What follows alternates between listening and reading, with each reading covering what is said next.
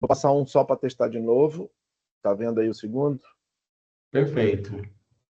Tá maravilha. Vou Eu começar, acho, pode ser?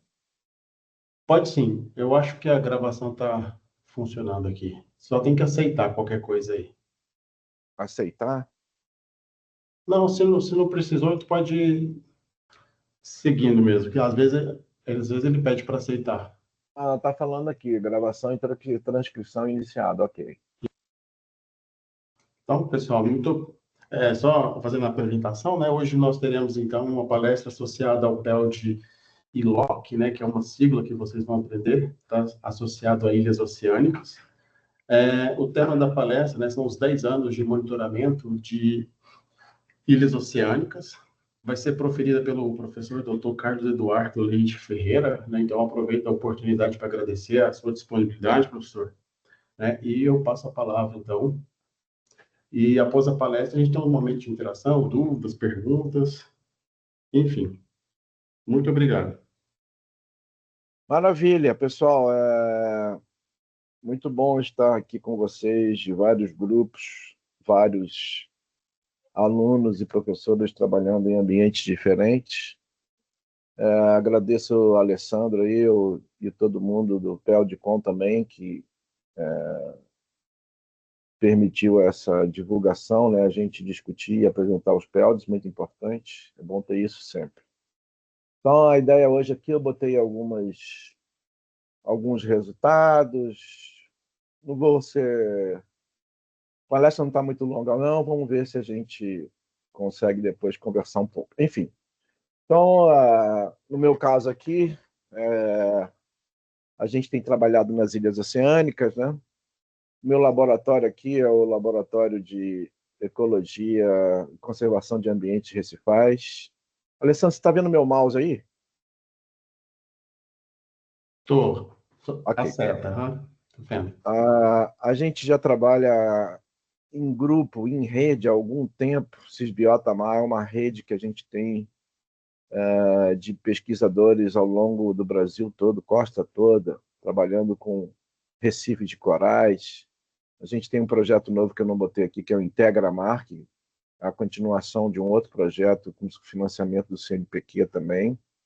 E a gente já está trabalhando nas ilhas oceânicas há algum tempo. A gente começou a trabalhar nas ilhas oceânicas justamente durante esse projeto do Cisbiota, em 2010, onde a gente trabalhou no gradiente ao longo da costa toda do Brasil, mostrando ambientes recifais, peixes recifais, organismos bentônicos. Então, nesse projeto, a gente teve a oportunidade de ir nas ilhas, a mostrar e ver as condições importantes das ilhas para a gente monitorar a longo prazo. Então, daí nasceu esse PELD das ilhas oceânicas. Bem, acho que vocês já viram esse mapa, né? Esse mapa, então, está relacionado aos PELDs todos do Brasil. Já tem alguns sítios novos, mas, claro, a gente tem bastante sítios aí, uns 40 sítios no ambiente no total, e a maioria está no ambiente terrestre. Tem menos no litoral, né, em termos marinhos. O nosso, então, diferente de todos, né? Onde tem um sítio, nós temos 4, que são as ilhas oceânicas. Isso tem seus prós e contras, né? Os prós é a gente tentando entender a escala macro, né, em termos de ilhas bem diferentes, né? E a gente tentando resolver problemas temporais em todas, mas os contras, claro, é a verba, né? Então, é difícil a gente conseguir monitorar todos esses ambientes. Bem, apresentando as ilhas aí, poucas pessoas, né, conhecem todas as ilhas.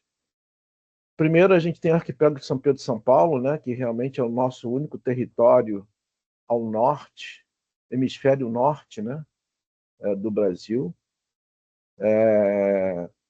A gente tem uma estação de pesquisa lá, tem o programa Pro Arquipélago, que há alguns 15 a 20 anos sustenta um programa de pesquisa. A Marinha e o CNPq têm ajudado.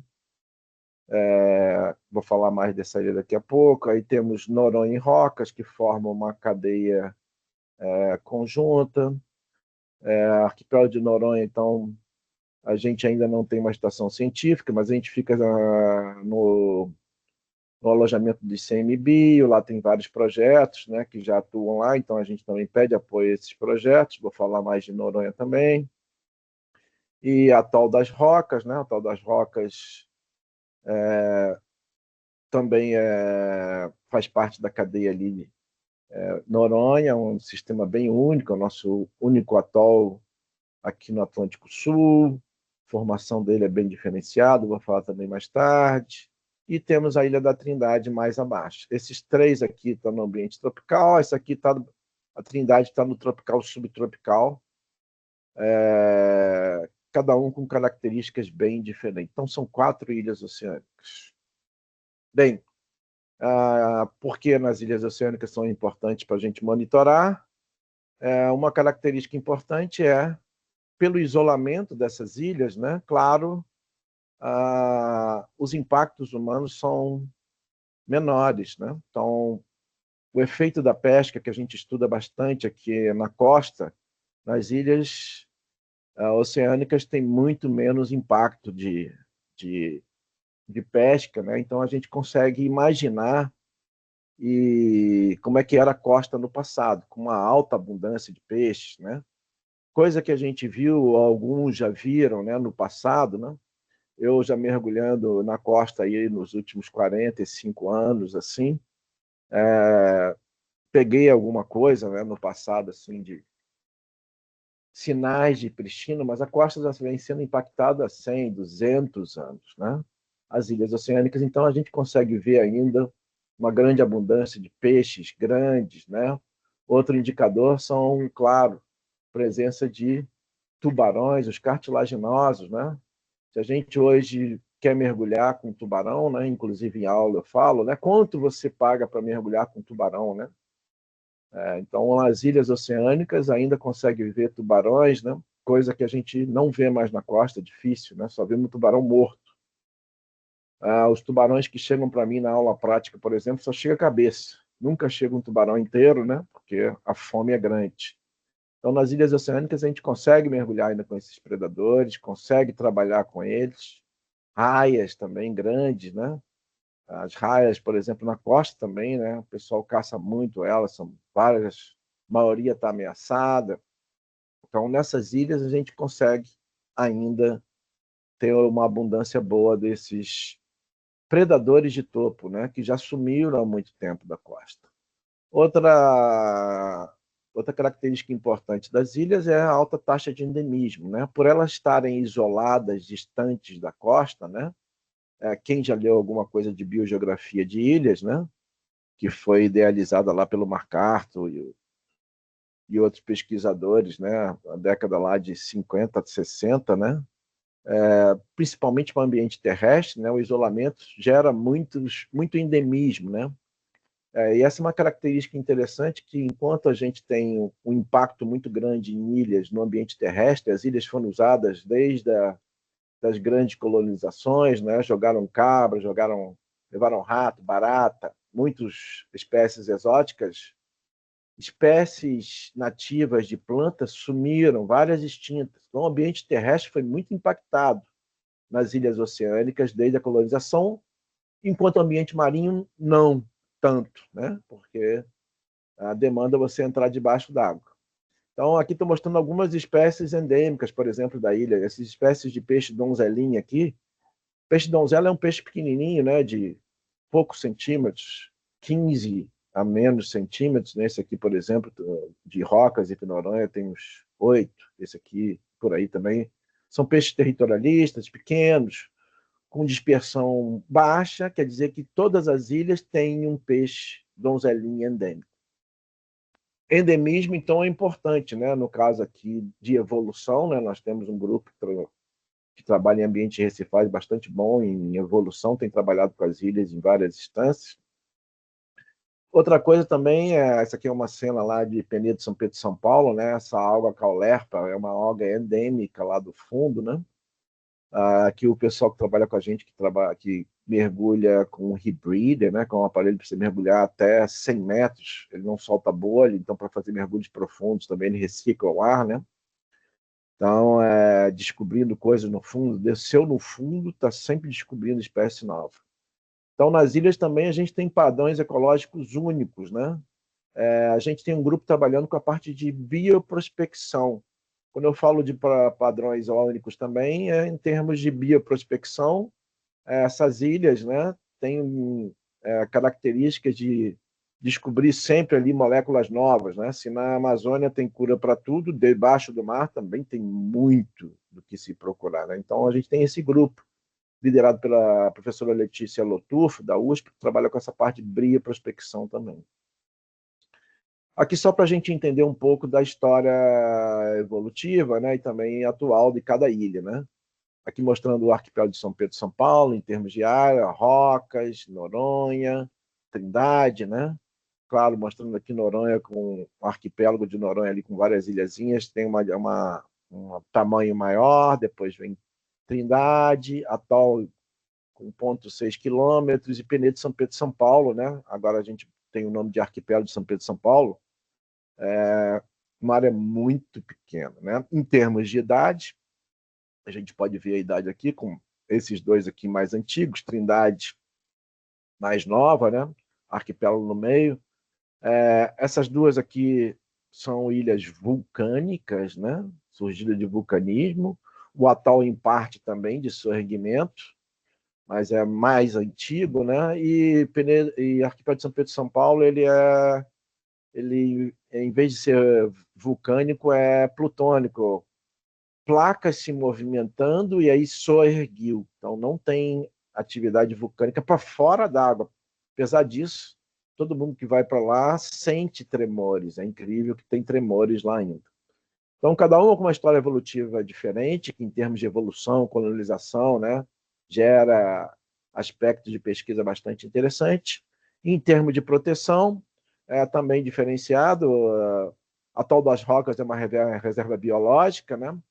O Noronha é um parque nacional, enquanto Trindade e Arquipélago de São Pedro e São Paulo foram recentemente, eles não tinham, eles estavam apenas como proteção, a nível de proteção de UC como APA, e parte da área virou um MONA, né? Monumento Nacional. Então, em mais antigo de proteção está o Parque Nacional de Noronha e a Arrebio. A Arrebio, então, tem é a mais restritivo, ou seja, no atol das Rocas é proibido qualquer tipo de modificação, apenas pesquisa, né? Lá, ao longo do tempo, ficam 4 pesquisadores, de mês em mês troca, só vão pesquisadores e pessoal do CMBio, né? Não pode turismo. Em Penedo de São Pedro e São Paulo, também a estação só permite lá 4 pesquisadores e alguns militares que ajudam. Trindade tem já é antigo lá, a gente tem o POIT, que é uma estação meteorológica, então tem lá morando direto uma guarnição de 40, 50 militares, e agora tem os pesquisadores que vão de mês em mês, ou 2 em 2 meses, trocam. Noronha tem uma vida turística bastante grande, né? Para quem não foi em Noronha. Enquanto Trindade, o Arquipélago de São Pedro e São Paulo e Atol só pode ir pesquisadores pessoal militar, qualquer um turista pode, pagando, né? Não é barato ir para Noronha, consegue ir em Noronha. Então, é um dos únicos que os turistas podem chegar. E isso é um problema para a gente divulgar, né? Então, se você não conhece, como é que você vai preservar, né? Noronha, claro, também tem, com a quantidade de turistas que tem crescido, né? 3.500, isso é muito antigo, já tem mais de 5.000 morando. Em época de turismo, isso triplica, mais de 15.000 pessoas lá, então gera bastante impacto. Então, em termos de proteção e impactos gerados por pressão antropogênica, também essas ilhas têm uma diferença bastante grande para a gente entender. Bem, uma coisa que eu boto aqui, essa também para o pessoal conhecer, né? Outro dia eu fiz uma palestra para o pessoal dos alunos lá na Universidade Federal Fluminense, esqueci de falar que eu sou da Fluminense aqui no Rio. Aí é interessante saber como chega, né? Uma visão do arquipélago de São Pedro e São Paulo, vocês veem que realmente é um dos mais isolados, né? Assim, bastante ermo. Ficar lá é incrível. Está vendo a estação aqui, estação de pesquisa aqui. A única ilha que ela consegue ficar é essa, as outras são habitadas por aves, né? Então é um ambiente muito pequeno. A gente trabalha aqui nessa enseada, né? É bem interessante. O isolamento dessa ilha aqui é incrível. Então, como você chega lá? Chega com barco de pesca. Essa é a primeira visão que a gente tem ali chegando, tá vendo o barco de pesca parado. A Marinha, ela terciariza barcos de pesca, né?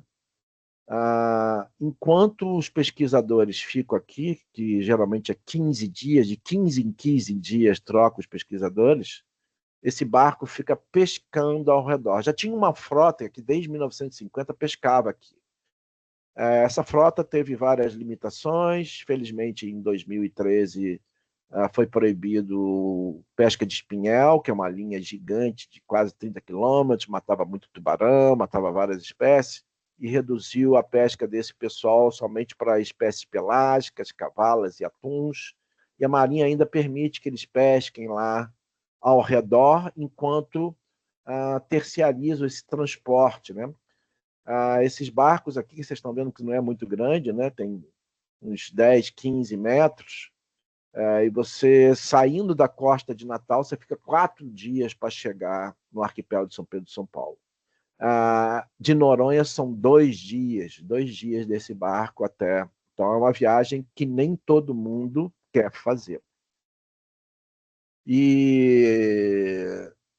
Ou seja, faz parte ali da Marinha esse convívio com os pescadores, eles dão apoio total, né? Também tem o conflito em termos da gente querer preservar, e ainda tem essa pesca pelágica. Então tem um conflito também disso aí, mas ainda é a única maneira, então, de gerenciar, ter gente o tempo todo num custo menor, para não ter barco da Marinha, ficar o tempo todo barco da Marinha, um navio aqui, né, custa bem mais caro. Então é mais barato para a Marinha ainda custear terciarizando. E no Atol das Rocas? O Atol das Rocas, para chegar lá, veleiro, vai para Natal, pega um catamarão veleiro, 18 a 24 horas você está lá. Lá é mantido, então, com verba do ICMBio e da Fundação Mata Atlântica. No atol, você fica lá de 15 dias a um mês. Também só pesquisadores, como eu falei, conseguem chegar. Na Ilha da Trindade está 3 dias do litoral, 3 dias de navio aqui do litoral do Rio ou de Vitória. Então, quem faz também o translado é a Marinha, né? Porque tem justamente a guarnição da Marinha lá. Dependendo do navio, você pode levar 4 até 2 dias e meio. Se for num navio patrulha desse aqui, que é o mais rápido, você chega em 2 dias e meio. Então, também dependemos da Marinha. E Noronha, é só você pagar sua passagem e chegar lá. Varia bastante de preço. É uma ilha maravilhosa como todas, né? Mas bastante caro em termos de turismo. Nem todo mundo consegue ir lá. Mas, claro, com esse intenso turismo, é uma das mais impactadas também, apesar de ter a área do Parque Nacional, né? Muito bem, sabemos como chegar lá. Aqui, só para a gente mostrar alguns componentes que o nosso projeto PELD tem trabalhado nesses últimos anos, né? Vou mostrar depois os resultados de algum rapidamente aqui, mas a gente então monitora os peixes recifais, que é justamente a minha especialidade. A gente tem trabalhado com grooves, que depois eu vou mostrar para a gente mostrar ambientes mesofóticos, ambientes fundos, né? De 30 a 100 metros, onde a gente não consegue mergulhar. A gente tem, a gente tem também trabalhado aqui em termos de processo, impressão alimentar. A gente usa videoplot com GoPro em diferentes profundidades, filma a atividade de alimentação dos peixes para entender processos de consumo, transferência de energia na cadeia trófica. A cobertura recifal também a gente atua monitorando com transects e fotografias no ambiente bentônico, sempre comparando essa cobertura recifal com os peixes, né, recifais. Tem um grupo trabalhando com a saúde dos corais. Nem todas as ilhas têm corais. As ilhas, como eu vou falar daqui a pouco, elas não... CPI dos bancadores da Câmara Municipal de São Paulo. Vamos só ouvir o som. Nem todas as ilhas têm corais, elas não são recifes de corais, são costões rochosos, né? Mas tem alguns corais, vou mostrar. Ouriços do mar, que são organismos importantes em algumas ilhas, que eles são herbívoros, né? Também na base da cadeia. O caranguejo aratu, eu vou mostrar daqui a pouco também, que é um caranguejo interessante, que ele faz a ligação do ambiente intertidal, entre marés com o subtidal. O plâncton é monitorado. O pessoal da biotecnologia, como eu falei, estudando moléculas diferentes de organismos bentônicos, algas, corais, assídeos.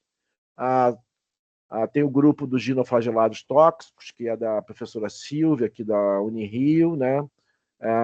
Esses ginoflagelados tóxicos estão relacionados com a ciguatera, que é uma doença que dá de acúmulo de toxina desses ginoflagelados em peixes da cadeia alimentar. Noronha tem tido esse problema. Peixes do topo da cadeia têm causado infecção alimentar para várias pessoas e turistas. Ela tem trabalhado com isso na costa e também nas ilhas oceânicas. E o pessoal dos corais também, a professora Carla tem trabalhado com as comunidades zooxantelas dos corais, né, para a gente entender ao longo do tempo o problema do branqueamento, impactos diversos em cima dos corais, entender comunidades zooxantelas, né, que justamente está associadas aos corais em termos de produção, cor que dá nos corais, né, também tem esse pessoal. Lembrando que cada componente desse está envolvido um ou mais grupos, né, dessa rede que a gente forma, que o PELD é um desses projetos em rede, né? Então, são muitos especialistas, muitos alunos de pós-graduação e outros. Essa foto aqui é só para a gente entender como é que a amostragem de campo não é uma coisa banal, né? Vocês viram aí vários PELDs na floresta, né? Não sei se o professor Leandro, lá mostrou lá as amostragens dele na floresta amazônica, de bota, com anti-cobra, né, casaco. Aqui é a coisa mais complicada, né? A gente está descendo aí a 1 ou 2 atmosferas de pressão, até 20 metros. É um trabalho que tem um risco, né? Uma amostragem que tem risco mergulhar, então tem que ser contabilizado isso, né? Então aqui é mostrando o nosso equipamento de um mergulho comum, né? E a gente com várias coisas penduradas, né? Enquanto eu vou lá mostrar peixe, né? Eu tenho minha planilha, daqui a pouco eu vou mostrar como é que é para anotar o número de peixe, mas você tem que estar com profundímetro, computador, saco para coletar coisa, boinha para marcar, né?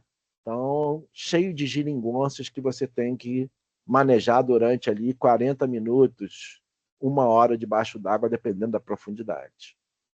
Aqui um dia típico de amostragem, uma equipe aí em Noronha, ó, 6 componentes, eu aqui com o Ronaldo Francini da USP, Sérgio Flota lá da UFSC, Santa Catarina, o Guilherme Longo de Natal, a Tainá, que também é do ICMBio, trabalha lá em Alcatraz, e essa aqui é uma aluna de doutorado que estava com a gente lá. Então a equipe geralmente aí se revezando, né, nas ilhas para mostrar em grupo.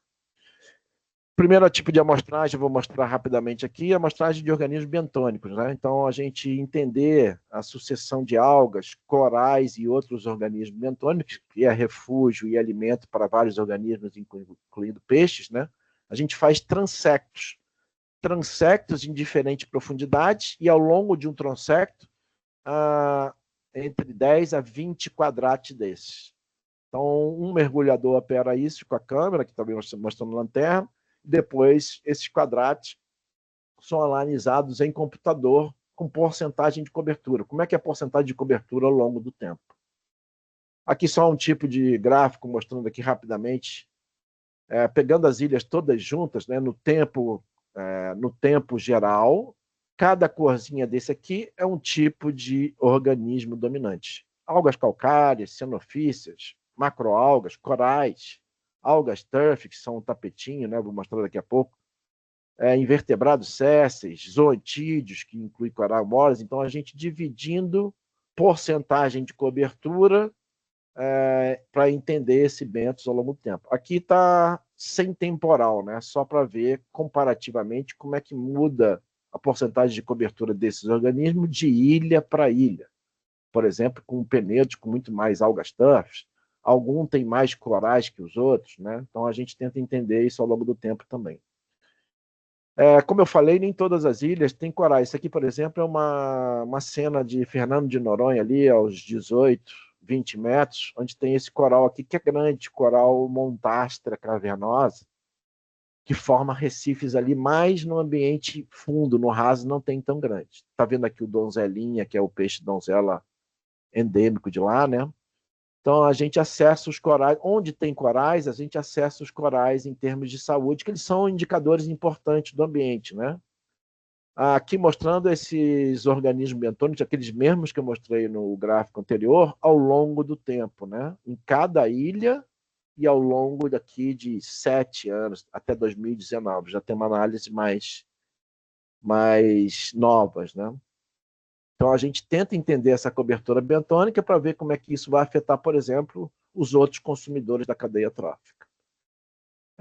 Lembrando que aqui, esse aqui é um trabalho que a gente publicou em rede, mostrando justamente naquela rede e projeto Cisbiota que a gente foi ao longo da costa toda e também as ilhas oceânicas. Desses trabalhos aqui que saiu a ideia de monitorar as ilhas oceânicas.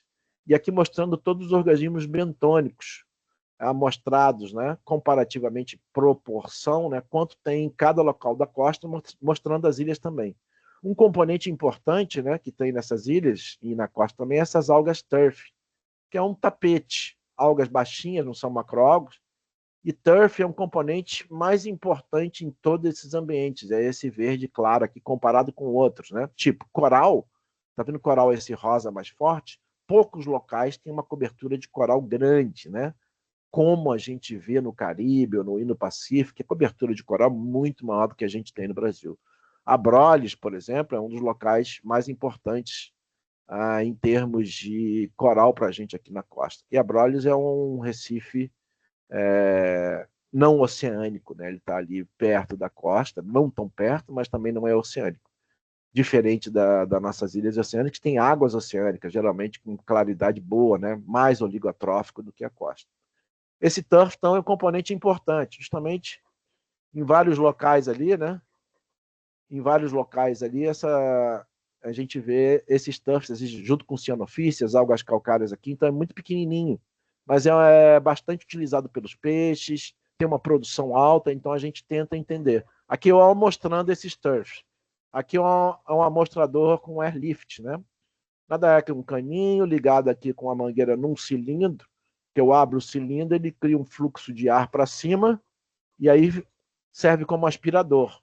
E todo o material raspado, alga e fauna associada, esses turfs aqui tem uma fauna associada bastante grande. Então ele fica guardado num saquinho de malha aqui na ponta. A gente tem analisado aí com vários alunos, né, a fauna associada aqui, ó, quantidade de coisas diferentes, filos, taxas diferentes, né, associado a essas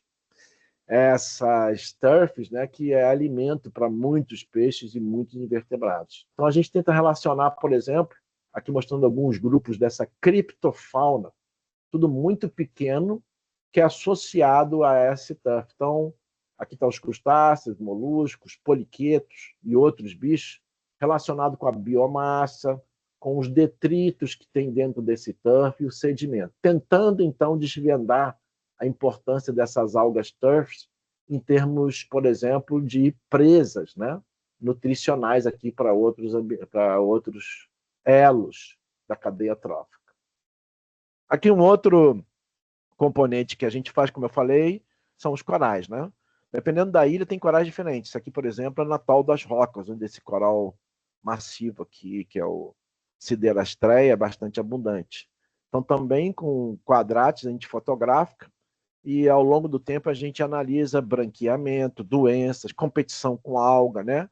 Aqui, por exemplo, uma foto em Noronha, mostrando em 2023, por exemplo, teve o banqueamento, né, aquecimento das algas aí nas águas no Nordeste, teve um branqueamento bom, estão todos eles branqueados. Essa cor aqui não é a cor normal deles. Aí a gente compara com esse chart aqui de coloração e você indica se está branqueado e o quanto está branqueado. Então a gente tem monitorado isso ao longo do tempo. Por exemplo, lá em Noronha a gente tem uma cooperação com o pessoal com o projeto do Cor ao Vivo, que também monitora ao longo da costa toda.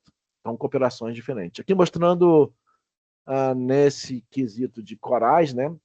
A gente tem duas espécies, Siderastreia, isso aqui é tudo em Noronha, são sítios diferentes em Noronha, monitorando dois corais diferentes, Montástrea, 20 a 30 metros, e Siderastreia, que é um coral do raso, mostrando aqui quanto de branqueamento, frequência dessas colônias em termos de porcentagem, e o quanto de branqueamento. O laranja é colônia saudável, isso aqui é branqueamento ao longo do tempo. Então, a gente analisando o branqueamento ao longo do tempo, né?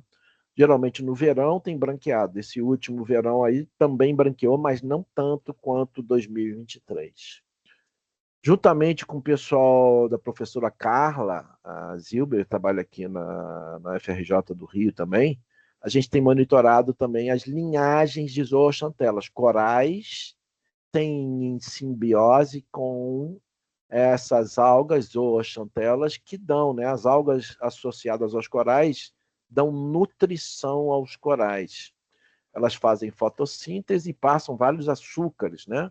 O coral de noite é heterotrófico, ou seja, ele abre o seu pólipo, cada buraquinho tem um pólipo, ele come plâncton, detrito. Mas de dia, com a ajuda das zooxantelas, eles fazem, a zooxantela faz fotossíntese e passa nutrientes para corais. Então, ele é autotrófico. Quando branqueia, né, ele perde essa associação de algas simbiontes e ele pode morrer ou não. Ele pode até recuperar as algas. Então, aqui, sítios diferentes também de Noronha e que tipo de zooxantela que esses corais têm e como no tempo vai mudar. Por exemplo, né, essa C46 aqui, que é um tipo de zooxantela, é mais abundante, mas dependendo do tipo de aquecimento ou de ambiente mais quente, essa C3 domina. Então a gente tem que entender no cenário futuro com aquecimento como os corais vão resistir a isso e se tem zooxantelas mais resistentes. Então também isso é uma associação, cooperação, né, com outros pesquisadores especialistas nesse caso aqui. Um outro componente que a gente monitora, e a professora-chefe disso é a Andréa Freire, lá da UFSC, de Santa Catarina, é o GRAPS, esse caranguejo aqui bem simpático, ele é um caranguejo importante, um indicador biológico importante, ele é da zona entre marés, mas ele é importante porque ele come coisas ali na maré baixa, né? Aqui comendo filhotinho de tartaruga que nasceu, aqui comendo peixe, aí ele gera uma conectividade de nutrientes entre o entre marés e o fundo subtidal. Em vários locais, como Noronha, que tem bastante gente também, ele tem diminuído. Então, ele é um indicador biológico importante das praias ali, porque ele vive no costão, né? Aqui, em cooperação com o pessoal do CMBio lá em Noronha, elas amostram conjuntamente aqui os bichos para a gente, junto com o nosso pessoal. Aqui eles estão esticando a trena, então eles fazem a estimativa da abundância, também populacional, medindo eles. Então, tem comparações interessantes. Aqui mostrando populações do arquipélago de São Pedro e São Paulo, comparado com Trindade e a Tal das Rocas. Aqui não tem Noronha. Mas mostrando, por exemplo, que a abundância, né, comparativa é diferente. A abundância lá no arquipélago de São Pedro é maior, isso gera competição, então os bichos têm tamanho menor, uma menor com a fecundidade. Isso gera uma vulnerabilidade climática maior do que ambientes onde tem bichos maiores, né? Então também a gente tem estudado essa vulnerabilidade às mudanças climáticas, mas também aos impactos antropogênicos. Esse caranguejo aqui é um indicador interessante para isso. Um outro componente que a gente monitora é peixes, né? Esse é o meu forte. A gente faz monitoramento de peixes ao longo de transectos também, né? São transectos de 20 metros de comprimento e 2 de largura, onde o mergulhador vai contando, né? Você estica a trena e conta. Aqui está mostrando lá no arquipélago de São Pedro, São Paulo, Caio, que hoje está lá na Unisfesp, ali em São Paulo. E aqui alguns dados de peixe, né? Claro, para contar peixe também precisa treinamento, estimar tamanho. Você estima tamanho, a quantidade de espécies, demanda um treinamento a priori, né? Justamente também outra coisa que eu não falei aqui, para ir para as ilhas, né? Você tem que estar preparado para diversos amostragens. Você vai ter que fazer peixe, mas vai ter que ajudar na amostragem de caranguejo, ou de coral, ou de algas, né? Então você tem que estar bem treinado para protocolos diferentes, coisa que não é fácil, né? Outra coisa que não é fácil é ficar ilhado, nem falei desse problema, né? Mas a gente tem todo o problema de ficar ilhado sem comunicação, né? Com todos os intempéries. Também tem problema psicológico de isolamento. Em resultado de peixe, eu tenho aqui alguns resultados, né? Mas rapidamente, não preciso entender tudo, né? Mas aqui, por exemplo, ao longo do tempo, isso aqui é uma série temporal, aqui está dividido em tempos diferentes, esses números aqui não interessam, mas interessa sim que a gente juntou os primeiros anos, anos intermediários e anos finais, 10 anos, e isso aqui, cada linha representa um grupo trófico de peixes. Por exemplo, o vermelho são os grandes predadores, né? Tubarões, peixes grandes. O verde aqui é os mesopredadores, que são predadores não tão grandes. Depois vem os peixes herbívoros, depois pequenos predadores e pequenos herbívoros. E aqui vocês podem ver biomassa ao longo do tempo, né? Então você vê uma variação ao longo do tempo. A gente tem tentado entender essa variação em função, de novo, de impactos climáticos, mas principalmente impactos antropogênicos, né? Tem algumas ilhas que são mais impactadas, né? O caso de Trindade eu vou contar aqui. E aqui é a mesma coisa, só mostrando aqui, quando uma meta-análise, né? Mostrando aqui, por exemplo, quando está em azul, é que aumentou os grupos. Aqui os novos, todos aqueles grupos ali em cima. Predadores, mesopredadores, herbívoros grandes, herbívoros pequenos e predadores pequenos. Quando está cinza em cima da linha, quer dizer que não variou. Quando está vermelha, que diminuiu. Quando está azul, é que aumentou. Então, a gente estuda alguns grupos, né, mostrando que a arquipélago de São Pedro e São Paulo, por exemplo, os predadores grandes aumentaram em abundância, está bem protegido. Noronha, alguns diminuiu. Atol, tudo estável. A maioria está estável. Trindade, por exemplo, né, a maioria dos grupos diminuiu, está em vermelho aqui. Trindade, por acaso, tem uma especificidade que, durante longo tempo, os militares que ficaram lá nos últimos 20 anos aprenderam a mergulhar, fazer caça submarina. E só com a caça submarina deles esportivas começaram a afetar bastante, né, a estrutura de comunidade. Aqui mostrando garopas, né, matando garopas, aqui budiões, que são peixes herbívoros grandes, né. Então teve vários problemas, a gente está tendo vários problemas com eles lá, tentando acabar com isso. Aqui mostrando de novo a mesma coisa que aqueles gráficos, né? Para cada ilha, várias espécies de peixes. Aqui, então, arquipélago de São Pedro e São Paulo, Noronha, Atol e Trindade. Então, ao longo do tempo, mesma coisa. 3 períodos diferentes, antes, depois e agora, aqui mostrando quando é vermelha que diminuiu, azul aumentou e cinza que não aumentou. Então, a gente pode ver que a maioria das espécies, né, está estável ao longo do tempo. Alguns em azul que aumentaram, né? Mas Trindade tem vários grupos diminuindo por causa da pesca. Então, são tipos de análise, né? E, claro, peixe sendo importante como alvo de pesca, né? A gente entender e manejar a pesca nessas ilhas aí. Aqui só identificando Trindade de novo, né? Trindade com essa pesca, várias espécies, né? Essa garopa aqui, cefalofolis, e essa outra garopa diminuíram bastante de abundância. A gente tem tentado, então, junto com a Marinha, reduzir isso, né? Esse problema de pesca lá artesanal. Um outro componente que a gente tem trabalhado são com bruves, né? Bruves inclui 2 câmeras, essa bolsinha aqui a gente bota uma isca, aqui pesos, e a gente consegue amostrar em locais fundos que a gente não consegue mergulhar. Isso aqui vai filmando e a gente consegue uma estimativa de riqueza, abundância de peixes em ambientes tanto rasos quanto mesofóticos, mas principalmente nos ambientes mesofóticos fundos que a gente não consegue mergulhar. No arquipélago de São Pedro e São Paulo, a gente teve um problema não, né? A gente teve um caso dos tubarões, depois que a pesca de espinhel, em 2013, foi banida, a população de tubarão começou a voltar. Esse aqui é um Carcarrhinus falciformes, que é um bicho abundante hoje em dia, ela está voltando, né? E a gente tem feito amostragens com os bruvos, né? Está mostrando aqui aquele cano, né? Esse cano aqui, ó, com a bolsinha de isca, é isso aqui, ó, a bolsinha de isca. Então a gente trabalha com esses bruves, tanto botando eles no fundo, colado no fundo ali para mostrar, mas também na superfície, boiando, que aí atrai tubarões. Então a gente tem trabalhado com os tubarões no arquipélago de São Pedro e São Paulo, também em Trindade, estamos começando em Noronha. Aqui só um filme mostrando como é que isso trabalha no arquipélago de São Pedro e São Paulo, ó, tubarão-martelo, e esse aqui é um galapaguense. Então a gente tem...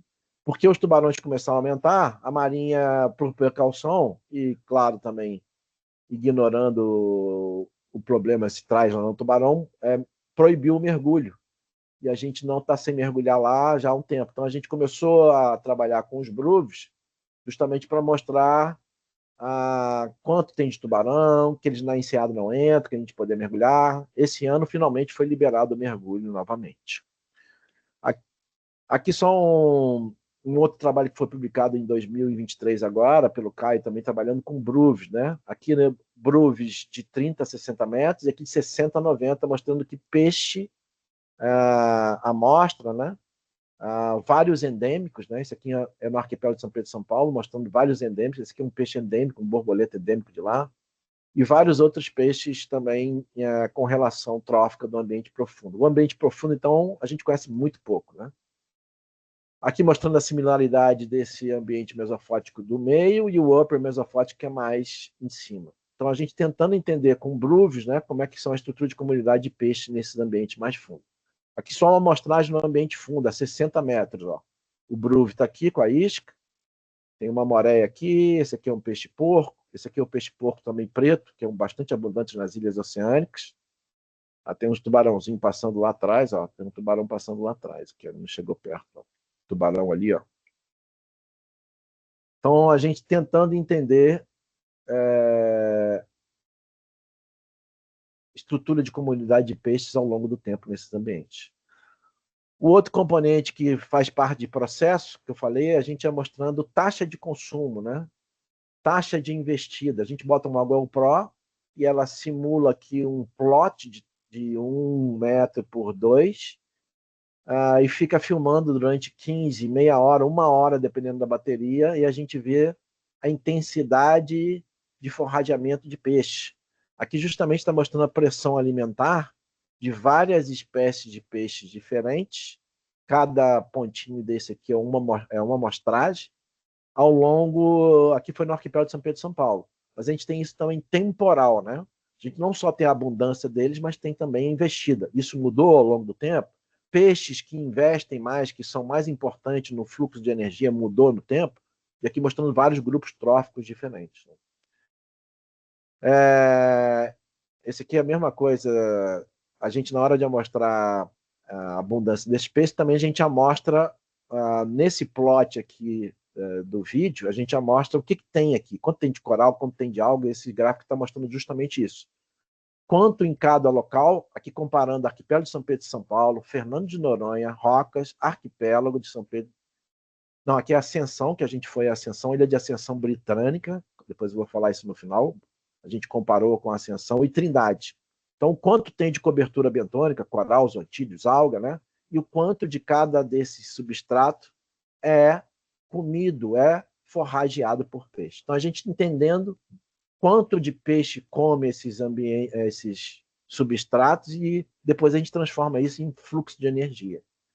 Aqui, mesma coisa, mostrando aqui nessas mesmas ilhas, Penedo, São Pedro, São Paulo, Rocas, Noronha, Trindade e Ascensão, mostrando os diferentes peixes, ao quanto tem de biomassa. Então, isso aqui é abundância, né, em cada local.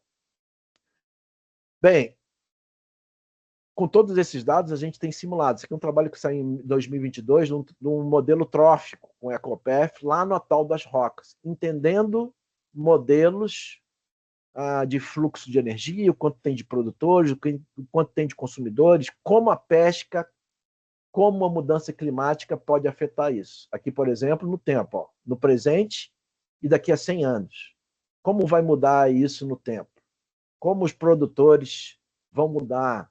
Vai aumentar a temperatura, a taxa de produção diminui, o consumo aumenta, como é que vai ficar o detrito? Os detritos aumentando. Então, a gente modelando no tempo para entender fluxo de energia e manejar impactos antropogênicos e climáticos.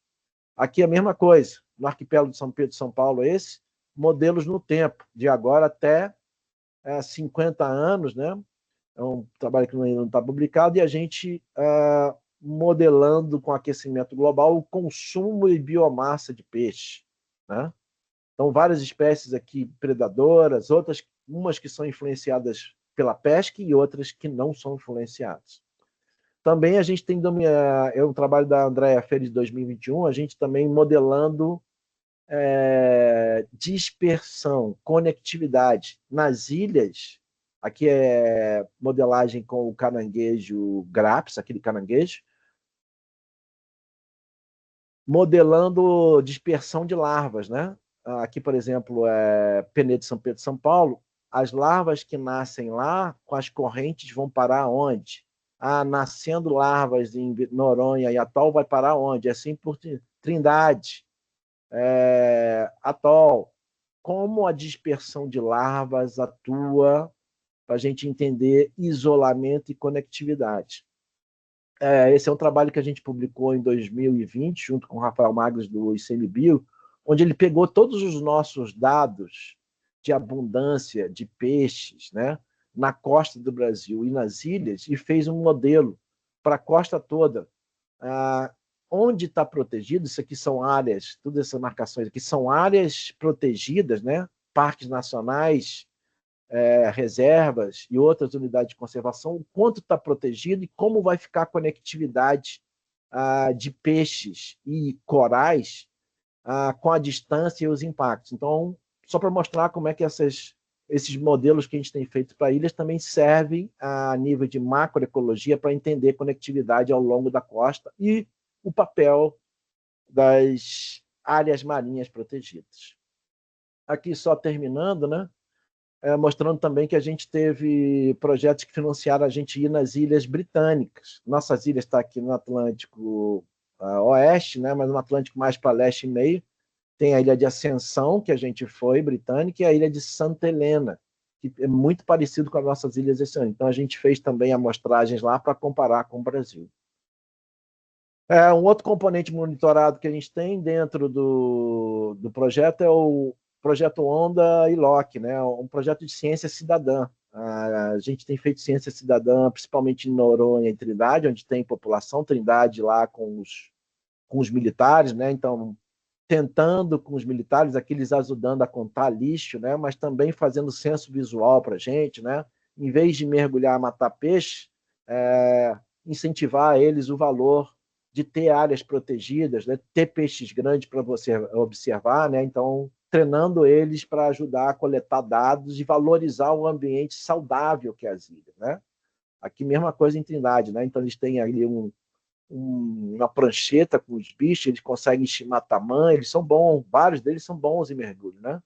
E ver como é que está a abundância deles e tamanho.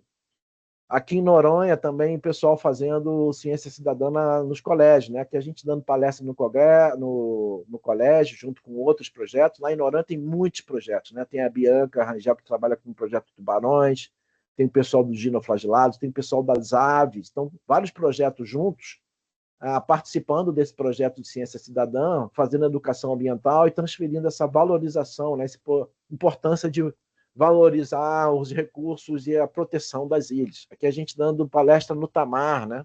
Lá no Tamar, que tem em Noronha. Aqui só mostrando a nossa boia, a gente está botando boias oceanográficas, importante ter esses dados ambientais, né, oceanográficas. Essa boia aqui é uma boia pequenininha, ela coleta dado de temperatura da água em 2 profundidades, corrente, maré. Então a gente compramos algumas boias, que por acaso agora deram um problema, a gente está tendo que trocar, estamos colocando em cada ilha, né? Bem, eu falei de todas as ilhas aqui, mas isso só é possível, como eu falei, com uma rede de pesquisadores grande, né? A atuação em rede é imprescindível, senão a gente não tinha esses resultados todos aqui. E manter isso a longo prazo, né?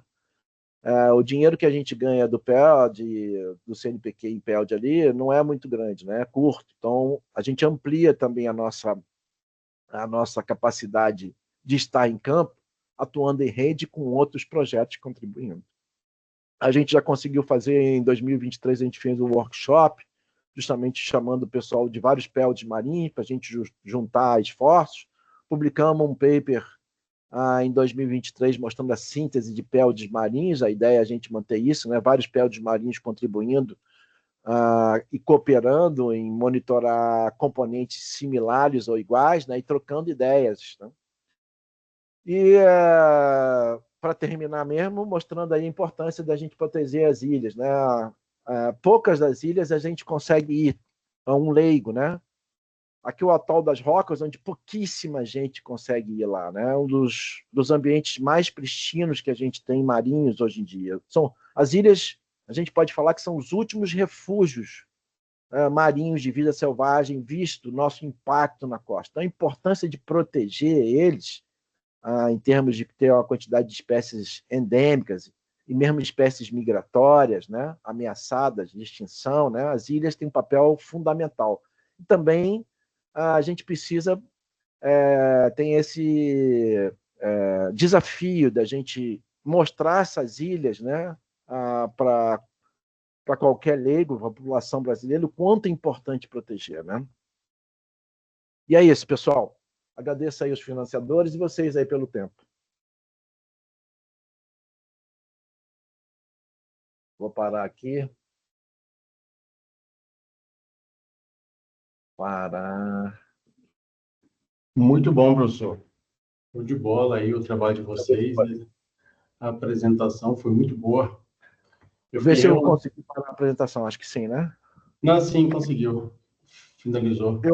Deu muito tempo aí, quase uma hora, mas eu corri no final para a gente não ficar aqui gasto. Não, foi ótimo. Quando a apresentação é boa, a gente nem repara quanto tempo, porque eu fiquei literalmente muito impressionado pela estrutura, né, e pelas pesquisas que são feitas, né. E eu vou começar pelo final, né. Eu lembro que em uma das reuniões dos PELDs, acho que foi lá em João Pessoa, em 2022, se não estiver enganado, acho que foi lá mesmo, que o professor Paulo Demarco ele apresentou uma sensometria, né, do que tinha feito de PELD, e ele reforça que os PELDs, né, associados ao mar, eles interagem bastante, né, e aí eu vi esse trabalho aqui agora, isso me chama atenção, e é uma coisa muito importante mesmo. Agora a gente passa para um segundo momento aqui, onde a gente tem algum momento de discussão, perguntas, interações, né, e aí eu peço para que as pessoas que queiram fazer questionamentos, né, ergam a mão aí. E enquanto vocês vão se organizando, eu tenho aqui algumas considerações, né, algumas perguntas para o professor Carlos Eduardo. Professor, é o seguinte, bom, acho que a estrutura que você apresentou aí, ela é bem complexa, dinâmica, né, a logística. Eu não tinha noção de que, por exemplo, em algumas das ilhas, eu esqueci qual das ilhas, mas uma que basicamente só tem a estação ali, e o Arquipélago de São cara... Pedro de São Paulo, né? O mais distante. Isso, e o cara ficar ali 15 ou mais dias, né, é bem complexo, né, eu não tinha essa dimensão. Bom, então, assim, acho que são vários desafios, né, que vocês enfrentam e já tem bastante tempo que vocês estão nessa lida.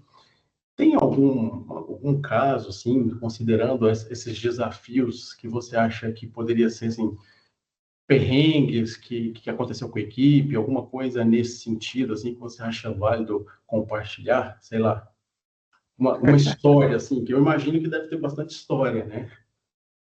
Alessandro, tem muitos. De novo, primeira vez que você vai nessas ilhas é impressionante, assim. Uma ilha vulcânica como Trindade, você chega lá, a paisagem é totalmente diferente, tudo erodido. Ambiente vulcânico, poucas pessoas foram, né? Eu tive o prazer de ir em Santa Helena e Ascensão também, são mais novas, né? É incrível. Mas, de novo, o isolamento é muito grande, então perrengue é o que não falta, né? Para Penedo de São Pedro de São Paulo, nesses barcos, 4 dias de barco de pesca, Já teve várias vezes que esses barcos de pesca pararam. O pessoal ficou, em vez de 4 dias, levou 6 dias para ir. Então, tem muito perrengue, muito perrengue. Então, o que não falta, a gente tem um diário de bordo para cada ilha, né? Então, o pessoal anota ali os perrengues todos que passam. Vários alunos aqui. Claro, os alunos adoram perrengue, né? Tem um limite, né? Mas a gente tem que estar... O desafio, né? Eu não vou contar nenhum assim específico, não, mas é um desafio grande em termos, né, de ficar isolado, é justamente o perigo, né? Penedo São Pedro de São Paulo, o barco mais rápido da Marinha para socorrer você vai levar 1 dia e meio. Então, se tiver alguma coisa séria, vai morrer. Pode morrer. Então, imagina o treinamento que você tem que ter, né? Para um estudante, todas as características, né? Então, é bastante arriscado. Diferente de Noronha, que está ali, você pega um avião e vai embora, né?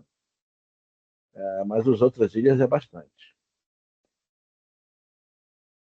Isso é algo que realmente mexe com o psicológico, né? Saber que se der algum BO ali, algum problema, você terá uma certa dificuldade, né?